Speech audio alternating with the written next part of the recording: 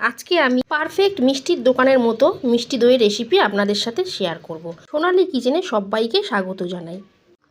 আজকে আমি টক দইয়ের সাজা দিয়ে মিষ্টি দইটা বানাবো, তাই বড় চামচের 4 চামচ টক দই আমি ছাঁকনির মধ্যে দিয়ে দিয়েছি। ভালো করে জলটা ঝরিয়ে নেব। 50 গ্রাম মতো চিনি আমি কড়ার মধ্যে দিয়ে দিলাম। গ্যাসের ফ্লেম একদম লোতে থাকবে। চিনি ক্যারামেল হয়ে সুন্দর একটা ব্রাউন কালার রং এসে গেছে। এর মধ্যে এবার দিয়ে দেবো 1 কাপ দুধ। দুধ দিয়ে খুব ভালো করে মিশিয়ে নেব। বাকি দুধটা এর মধ্যে দিয়ে দেব। আমি মিষ্টি দই বসানোর জন্য 1.5 লিটার ফুল ফ্যাট দুধ নিয়েছি। পুরো দুধটাই আমি কড়ার মধ্যে দিয়ে দিয়েছি।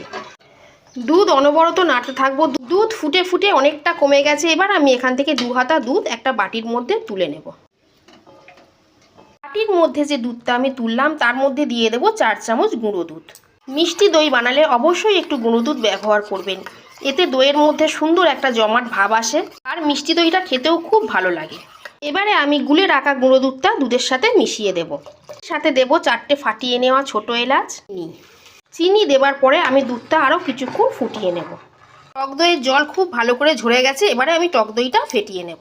এখান থেকে আমি 1 হাতা দুধ তুলে নেব। ফেটানো টক দইয়ের মধ্যে দুধটা দিয়ে দেব। ভালো করে মিশিয়ে নেব।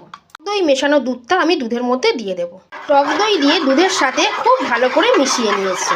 এবারে আমি ভাঁড়ের মধ্যে দুধটা দিতে থাকবো।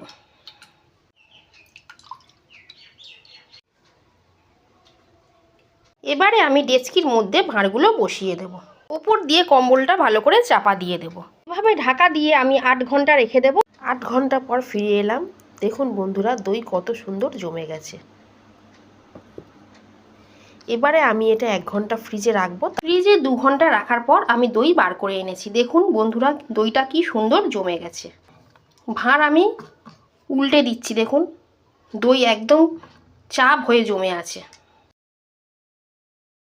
আমার রিকোয়েস্ট রইল, আপনারা অবশ্যই একবার বাড়িতে এইভাবে দই বানিয়ে খাবেন আর কমেন্ট করে আমাকে জানাবেন আপনাদের কেমন লাগলো।